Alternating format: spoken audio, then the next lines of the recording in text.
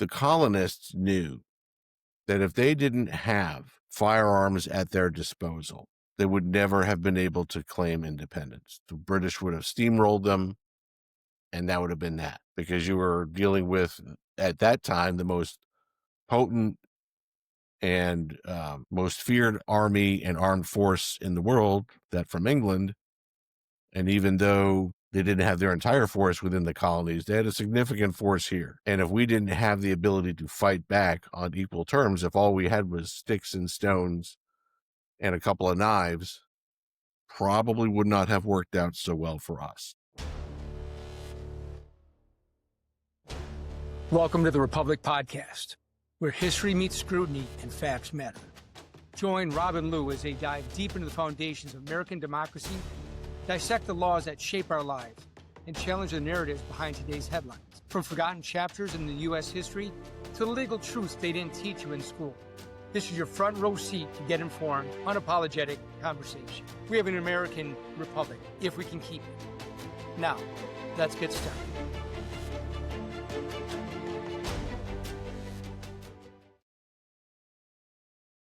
And here we go, off for another episode. Yes. The Republic. You ready, brother? I am ready. The Republic, if you can keep it, podcast. We like it. Here's to you, brother. And to you. Always good to see you. It's always great to see you. And as you can see, Rob's drinking glass, I think is a little appropriate for what we're going to be covering today. The Second Amendment. And before anyone tweaks out about it. And because you know why the Second Amendment exists? To protect the first. And all others. That's right.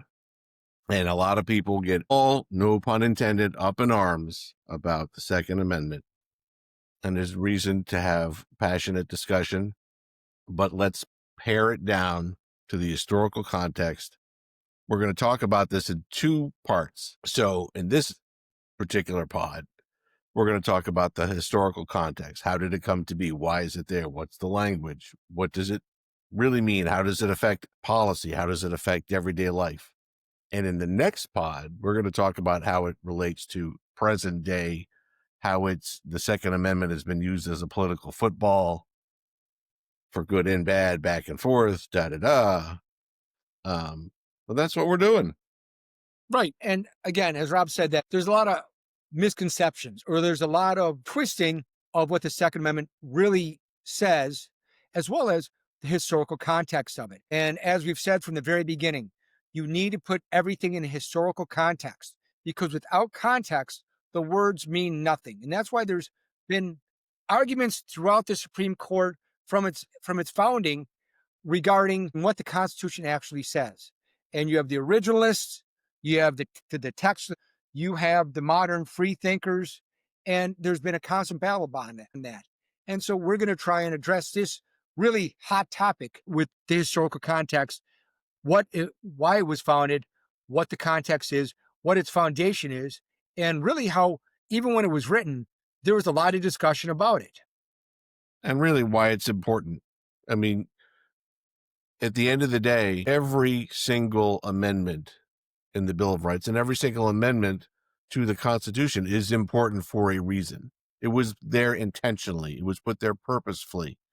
And for people to just try to discard it like, yesterday's trash, you do the founding fathers a huge disservice.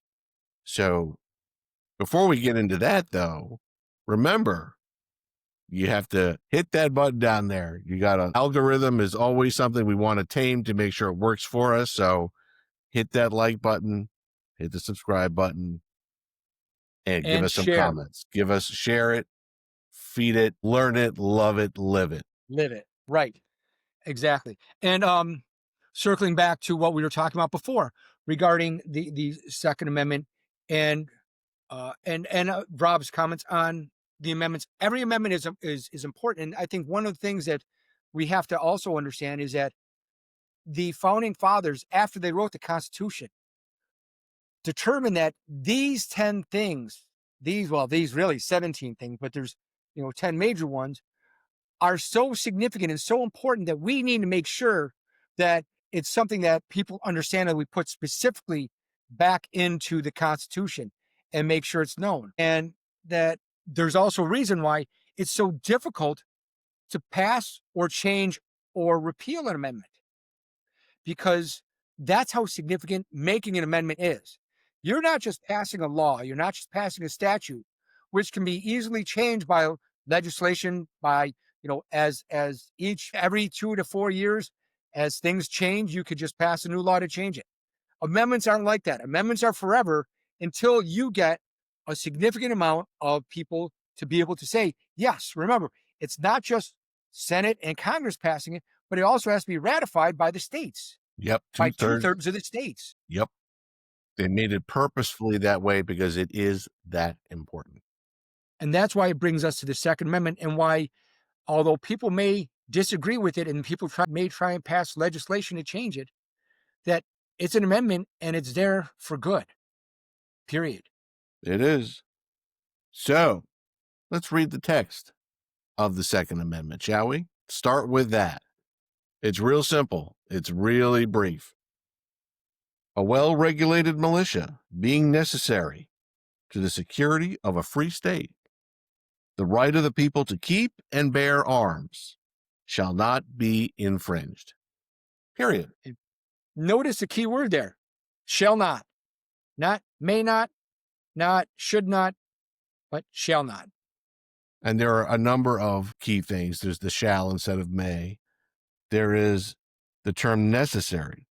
It's a well-regulated militia being necessary to the security of a free state, and the right of the people, not the government, not some strange entity, not some corporation, the right of the people to keep and bear arms. So with the original text, the first question that usually comes up is, what's with this militia bit? Because it says a well-regulated militia right at the beginning. In the time, again, historical context, when this was written, the United States, as we know it, was 13 colonies. And they had just put in, very recently, the ability for the United States to have a standing army, which had never had before. And the people who are our founding fathers and the people from which we spring, not just the founding fathers, but the colonists themselves and the early Americans, they didn't have a standing army to begin with. And they were protected by standing militias in states, in communities, both statewide and locally.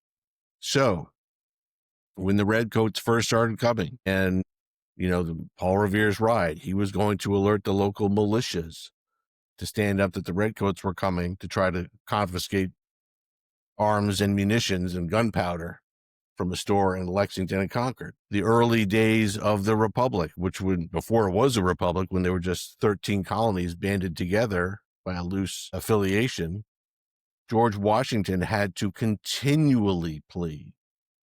The number of letters that he and his generals wrote to different governors in the colonies, please send your militias to join the Continental Army. Send the militias to help support us.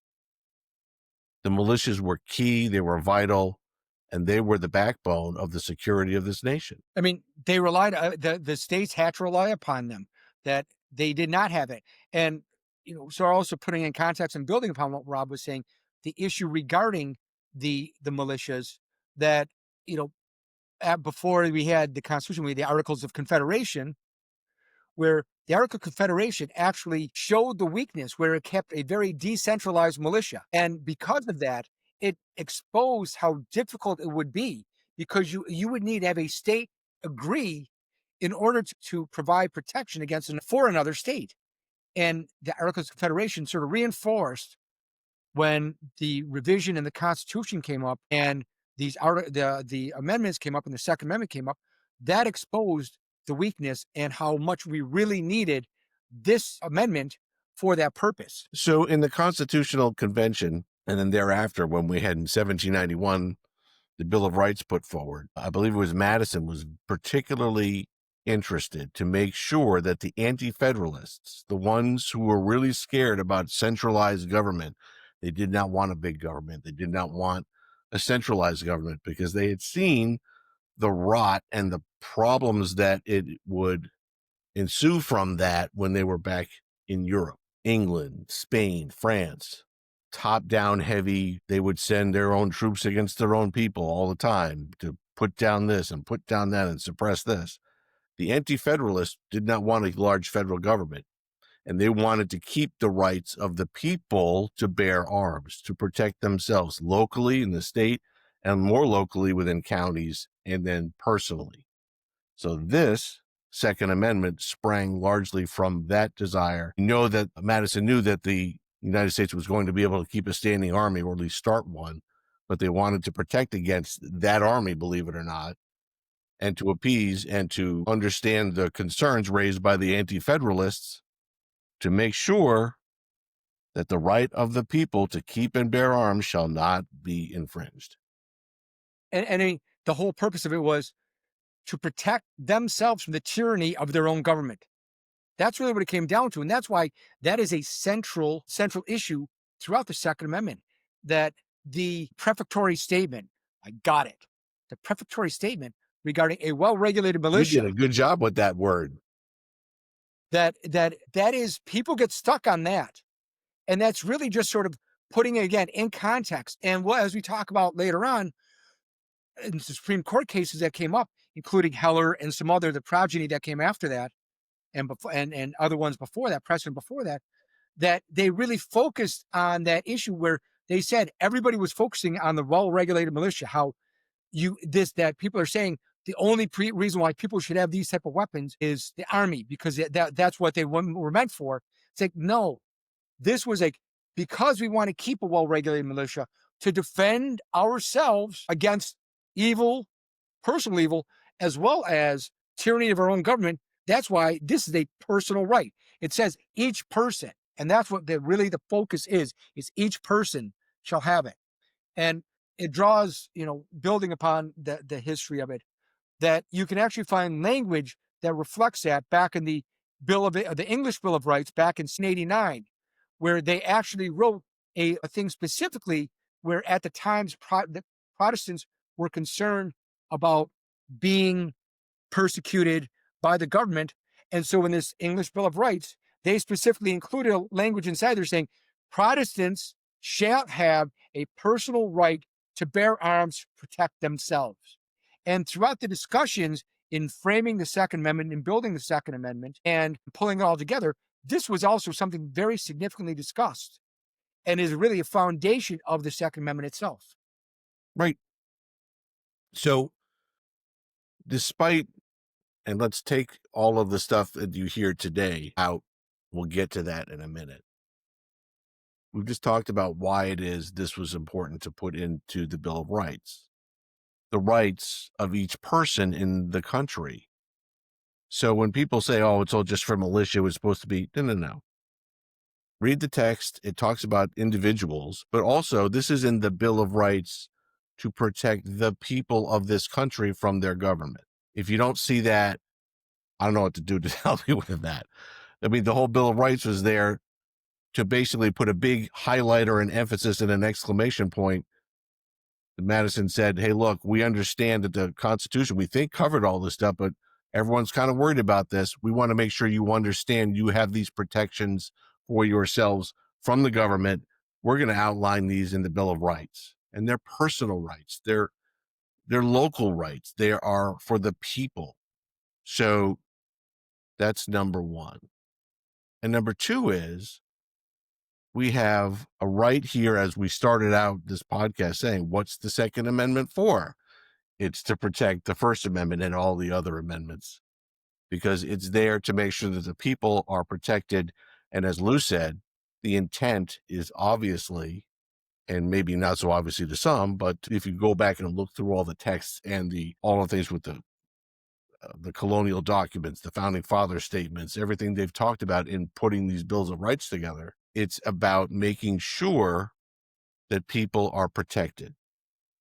They want to make sure that people have the opportunity to make sure their government doesn't turn on them and they have the right to protect themselves. And one of the big discussions, I mean, when during the Constitutional Convention back in 1789, when they were discussing this and the Second Amendment was before the Second Amendment came around, that there was actually a significant discussion where you had states like Virginia and New York that they were actually saying specifically, we are concerned and we want to prevent the federal government from disarming our people and our militias, Mhm. because that's how concerned they were about federal overreach and federal tyranny. And that's how firmly they believed. So it's hard to believe Virginia and New York. I mean, they were, who are now vehemently against most of this stuff. They were the ones actually saying this is a personal right. And that was what one of the biggest things that came up is that and there was language. And as you read through the discussions, as we've talked about before, that the way these amendments and the way the Constitution really came up is through a lot of give and take. Yes. This is not a perfect document one way or the other. And so you had people, the Federalists and the Anti-Federalists. You had states like New York and Virginia. You had states like Rhode Island and Connecticut fighting against it. That there was a lot. One of the discussions that came up is how we can make it so that the government cannot prevent other groups, because there was discussion about, oh, well, what about adding in conscientious objectors? Where back then you had the Quakers that were part of a significant factor, Hmm. and where the Quakers were like, I don't want to own guns. Like, I don't pick up a gun. I'm not going to fight. And so they wanted to add that into the Bill of Rights and add it into the Second Amendment. And people were like, no, because then that means that if we allow that, then the government will have the ability to further limit things by other groups. And they're like, we don't want anything limiting it inside there. We want to make sure that people have their own personal rights to possess these weapons, Or because not. that's how You don't significant it have to was. own a gun. Right. Yeah, right. You don't have to own a gun, but we're not going to create carve outs, because one of the significant, again, there was a significant discussion. Again, Massachusetts was involved in it. The representatives from Pennsylvania, where they were like saying, we do not want to have anything that could allow the government to identify certain groups. Because at one point, they were talking about not having loyalists being able to possess weapons, and not having, again, Quakers have weapons, not to have, so that slaves couldn't possess weapons. And they're like, no, we don't want any of that in there. Because if you create, again, as we've talked about with the First Amendment, you create one carve out for one group, you create carve outs across the board. It's the slippery So, slope. Right. yep. And so that's why they said, no, we want it short, simple, to the point, and this is it. And that the focus that people have on the well-regulated militia prefatory statement, it's a red herring. It's more putting it in context, but it doesn't. It's saying this is what it was for, but there's still this based upon the personal right to possess weapons. Right. And I think I had a There's little more. bit of a brain lapse a couple minutes I'm ago where I sorry, said, I went on. I rambled. as we like to say, sometimes the hamster doesn't get on the wheel very well between my ears. But with regard to what I said, there were 2 points. And the second point, what I wanted to say, in addition to what I've already said, and leading back to what Lou said at the beginning, Second Amendment is there to protect the First Amendment and the other Bills of Rights. The colonists knew that if they didn't have firearms at their disposal, they would never have been able to claim independence. The British would have steamrolled them, and that would have been that. Because you were dealing with, at that time, the most potent and most feared army and armed force in the world, that from England. And even though they didn't have their entire force within the colonies, they had a significant force here. And if we didn't have the ability to fight back on equal terms, if all we had was sticks and stones and a couple of knives, probably would not have worked out so well for us. And those firearms, and I remember listening to a podcast, and I will look it up. So I give it the exact name because I want to give credit to it. It's an amazing podcast, and I'll give it to you in the next episode. There was talk about the fact that at the beginning of the struggles, before war had been declared, before the first shots at Lexington and Concord were made in 1775, all of the colonists, or at least the vast majority of colonists' homes, had some sort of firearm there, dating back from not only for their hunting, because they needed it for basic subsistence, but also from the French and Indian War, which had occurred a decade prior, where they were called up to help fight on behalf of the crown. And they were expected to fall in line. And sometimes they were drafted, sometimes they were brought out. But there were also times where the colonists who were carving into what had been native territories were subject to native tribes coming in, and they had to defend themselves. So they kept firearms in their homes. Americans have always been, how shall I say, we've been used to the fact of having firearms at the ready to protect ourselves. And we're not getting into the good and bad of the French and Indian War and all the other stuff, but just the simple fact that the founding fathers, and in particular in 1791, Madison, when he helped push this forward, knew that it was essential for each household, each person, each locality to be able to defend themselves. Right.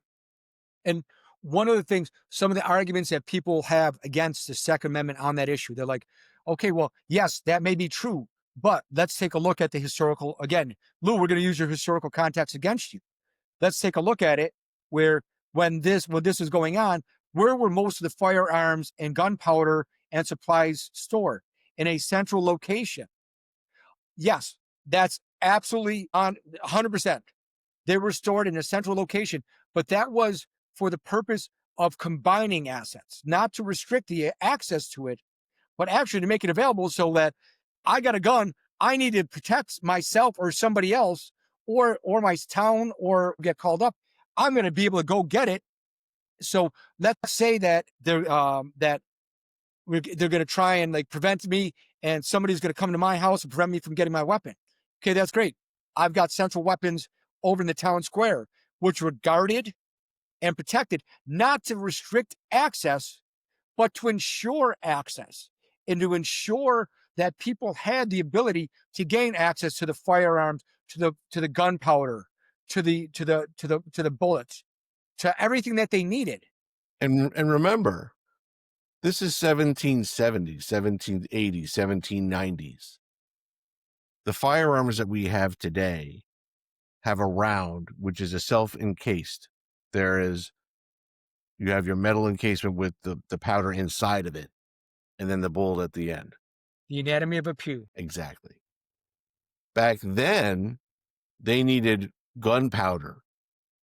They had a ball that they would ram down into the barrel, but they would have a charge behind it with gunpowder that they'd fill into the stock and then light it.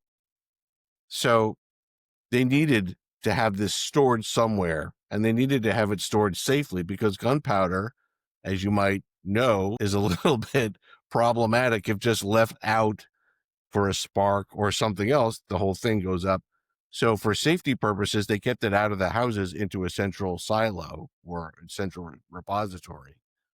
And this is where Concord and Lexington comes into play, because that's where the British marched out of Boston to do a reconnaissance and raid, because they heard that there were stores of gunpowder in Concord and Lexington, and they wanted to confiscate it. Those towns had those in the central repository. Like Lou said, not to restrict it, but it was for the community's use. It just happened to be in the repository for safety purposes. So, Ma and Pa over here, who have a log cabin and they have an open fire, probably not mixing well with gunpowder in the same one-room cabin. Just saying. Right. And so again, that, putting in context, yes, absolutely, absolutely accurate. But again, it's a red herring. It's not the reason why there should be restrictions. It was not a restriction. It was to guarantee access and to guarantee safety of that. So, I mean, there's And the purpose that, of the amendment is not to be perverse. It's not meant to spread fear. It's not meant to spread someone doing bad things. It's a safety measure.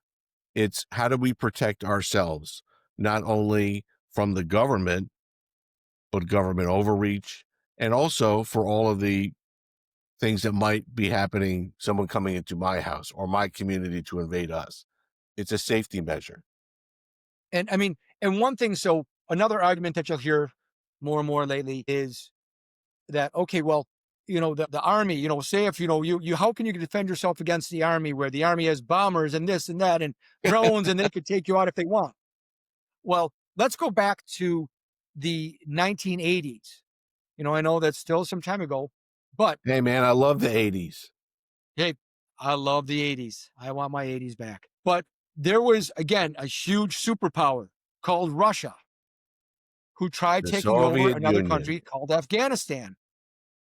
Afghanistan, with no other weapons other than the rifles that they had and other things they could scrounge on the black market. No standing military whatsoever to stand up against army. The Mujahideen held them off for 10 years. That they fought them for 10 years to the point where Russia finally, after 10 years, said, dude, I'm done. This is it. And they left Afghanistan. So, and even anybody in the military knows that any small insurrectionist group can hold off a larger army for an extended period of time just by knowing where you are, having familiarity with the land, and having access to weapons. That the United States did it, that they were really, if you want to take a look at it, they fought guerrilla warfare. That the colonists knew their area, that they knew that, okay, the British are going to come in marching in a formation. We're not going to fight them on a formation. We're going to fight them on our own terms. Right. I mean, and it's, go And ahead. there's so many, and we're going to get to this down the road, but there were so many Revolutionary War, quote unquote, victories that were given to or at least claimed by the colonists, which weren't routs or big victories as we would come to know them. It was really wars of attrition. We would meet them, have a battle, and then retreat. We would live to fight another day. We would inflict enough casualties on them. They couldn't readily fill in the gaps because their power base was across an ocean, which took months to traverse. So between manpower, firearms, their own gunpowder, etc., if they lost all that stuff in each individual battle, they couldn't really replace it very well. Whereas the colonists were in a better position to do that. Hit and run, rope-a-dope, whatever you want to call it. But Lou's exactly right. The firearm is particularly handy in holding off and fighting a very larger aggressor. The And Mujahideen did not have tanks. They did not have helicopters. They did not have an air force. They had small arms. They had explosives and some RPGs, from what I understand. and then putting it into, again, other historical perspective, looking at other countries. And again, we're going to cover more of this as we go into the next podcast. We talk about the current Second Amendment and about other, putting in more current events, but putting it in a historical perspective, looking throughout history, what is the first thing that any government does before it imposes tyrannical aspects? Going back to even Japan and the feudal wars that they had in Japan, what did they do? They outlawed swords, and that's how you had people coming up with other weapons, the sais and other weapons that they could claim were used for farming. That you have communist China, you have You had the Vietnam, Nazi Germany. Nazi Germany. That we're going to do it for your own good. For your own And the safety, common we're going refrain, to disarm you. right? We are asking you to turn in your weapons because think of the public good. What was the common refrain during Nazi Germany? Think of the children. And when did the weapons first come about? After there was a mass casualty situation involving school children. And the cry was at that time, turn in your weapons. The government will protect you. And we're seeing it more and more. And I know I'm going down a rabbit hole with it, and we're getting into what we'll be discussing next session. But That was a you rabbit have, hole, by the way. yeah, you have Great Britain, and you have Canada, and you have Australia, and you have other countries that voluntarily turn in the weapons. And now what's going on? And the other thing, the Sneak last comment I'll preview. make, That's a sneak preview to the next pod. right, sneak preview. But the one thing I will also say is we are the only country in the entire world that guarantees a personal right to firearms. Right. You will never find Well, that in any other country. I think Switzerland does, and they have like more firearms per capita, and they're the I safest stand country in corrected. Europe. We have used. I remember seeing some documentary about it. I was like, that's so cool. And they're statistically the safest country in Europe. And they have more firearms per capita, believe it or not, than here in the United States. Who knew? But before I go down the rabbit hole again and discuss more things about other issues regarding why Japan and Germany never invaded during the United States during the Second World War, because they said not only you're fighting a standing army, but also a large army which we'll never defeat, and that's the weapon holding citizens of the United States. But I digress. And digress is okay. But remember, we have a context here. There's a reason why we have the Second Amendment. And the Second Amendment was put in as a safety measure for the citizens of this country. It was there as a safety measure, not only for them, but for their rights that were guaranteed by the Constitution and the Bill of Rights. So with that, remember, Yes. hit that like button, subscribe. That's the most important thing. Subscribe and tell 2 friends. That's Yes, our please. ask. That's my ask. Tell 2 friends, because if you tell 2 friends and they tell 2 friends and so on And so on and so on. We're really dating ourselves now. I know, no kidding, huh? Anyone over the age of 45 will understand that particular Reference. yes. And if you don't, Google it. But yeah. So anyway, I think that pretty much covers it. You got it. So Lou, you are a magician and a wonderful gentleman. I make certain things disappear. Rob, always a pleasure. To everyone Always. out there, thank you for joining us again. And we'll see you next week. And please, as we say every week, if you have comments, put them down in the comments section. We will answer all of the comments that come in. If there are things that you want us to cover, if you want us things to go over more in depth or at least jump around, we're happy to do that. That's fine. These snippets of going through each of the amendments, and we'll get to other things, obviously. We're not going to sit here and lecture you for 3 or 4 hours, because God knows we'd probably be asleep after 2 or 3 hours listening to ourselves. But we want to hit these things so you understand. Again, the whole genesis of this channel was that we kept seeing in our kids and colleagues and neighbors and friends, especially the younger ones who were coming up, they had no idea about our founding documents, about the basis of this country, the foundations of this country, the principles of this country. And we're here to try to shine a light on. And we cannot do this without you, without your support, and without your input. So Absolutely. Again, like, share, subscribe. Rock on, brother. Rock on, Garth. Next episode, and take care, everyone. We'll see you next time. Cheers. Cheers. Shut up and sit down. Thanks for listening to The Republic, If You Can Keep It podcast. Join Rob and Lou in our next episode as we continue our riveting discussions on the most important topics affecting our great republic. Drop a line for topics you want to discuss, and don't forget to like, subscribe, and share. Until next time.